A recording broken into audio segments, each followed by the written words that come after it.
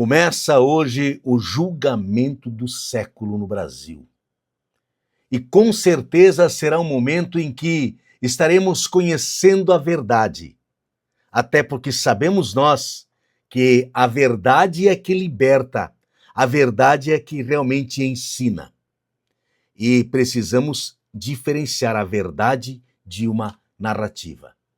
Eu estou em busca da verdade e meu trabalho aqui nas redes sociais tem este objetivo. Várias perguntas sobre julgamento de Bolsonaro e mais 7. Vários questionamentos que eu quero trazer as respostas nesse vídeo aqui para vocês. Por exemplo, quais foram os crimes que eles teriam cometido, dos quais estão sendo acusados? São narrativas ou tem coisa concreta? O Bolsonaro pode ser preso nesta semana, começa hoje, 9 de junho? Outra questão, quem vai fazer as perguntas para Bolsonaro e os outros réus? Quem será o primeiro a depor? Quem será o último a depor? Será que um dos réus, se preferir, pode ficar calado e não dizer nada?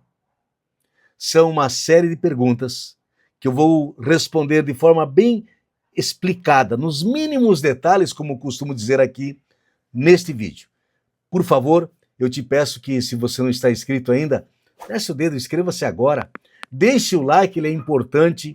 Se você puder comentar o assunto, ajuda bastante. E compartilhar nos seus grupos de amizades também vai fazer com que esse canal cresça e nós possamos continuar disseminando conhecimento, trazendo a luz neste mundo das trevas, neste mundo de redes sociais onde nem sempre a luz prevalece. Posso contar com você? Então vamos lá.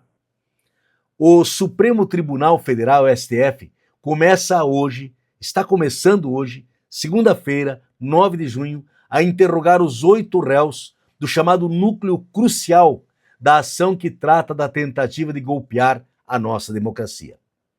Nesta etapa, serão ouvidos 8 pessoas. Já vou listar as 8 pessoas que vão ser ouvidas, mas são com certeza as pessoas mais proeminentes da República Brasileira que governaram e comandaram o Brasil até 31 de dezembro de 2022.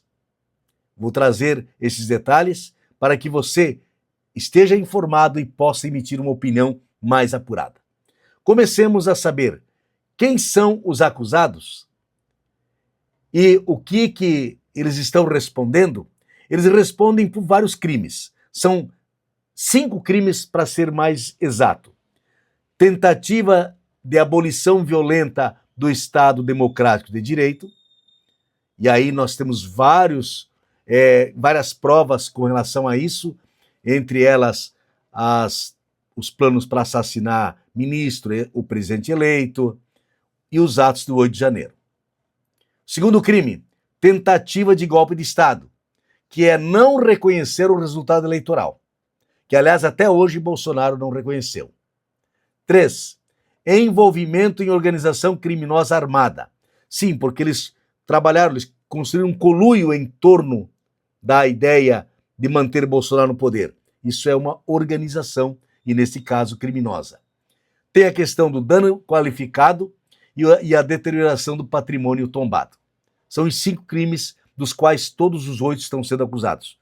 Pode acontecer de alguns deles ser condenado por um crime e não por outro.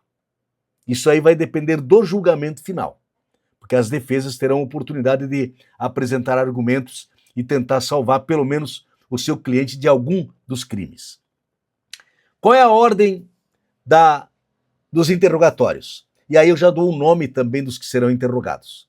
Bom, o interrogatório vai começar pelo Mauro Cid. Por quê? Porque ele é o delator.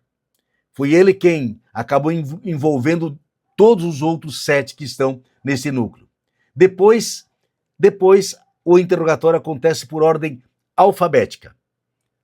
Da seguinte forma: o segundo a depor vai ser Alexandre Ramagem, deputado federal; Almir Garnier, ex-comandante da Marinha; Anderson Torres, ex-ministro da Justiça e ex-secretário de Segurança do DF; Augusto Heleno, ex-ministro do GSI, general da reserva, Jair Bolsonaro, ex-presidente da República, Paulo Sérgio Nogueira, ex-ministro da Defesa e general, e Walter Braga Neto, ex-ministro, ex-candidato a vice na chapa de Bolsonaro e general.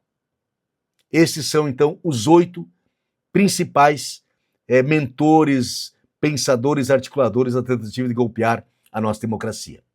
Quem vai fazer as perguntas? Vamos lá. Pela seguinte ordem. Farão as perguntas. Primeiramente, Alexandre de Moraes, que é o ministro relator, e que vai presidir esta sessão, estas sessões de depoimento. Depois, Paulo Gonet, que é o procurador-geral da República. Na sequência, os advogados de defesa do réu. E, por fim, os advogados dos outros réus. Então, os advogados dos outros réus podem fazer questionamentos. E é nessas questões que nós podemos, de repente, perceber, ou vamos perceber, as divergências entre os 8.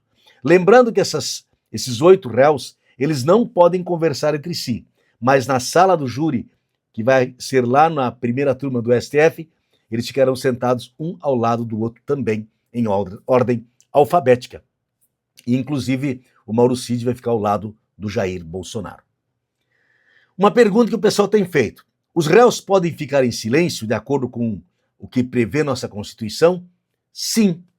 Nós podemos ter esses depoimentos terminados em 2 dias, se todos resolverem ficar em silêncio. Todos eles podem optar pelo silêncio, porque este é um direito constitucional.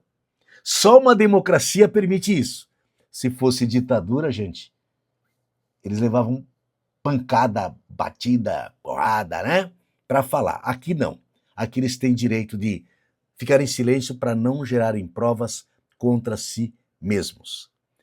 Podem responder algumas perguntas, outras não. Podem responder só as perguntas dos seus advogados e do Alexandre de Moraes, do procurador não responder. Este é um direito que cabe ao cidadão que ainda não está condenado.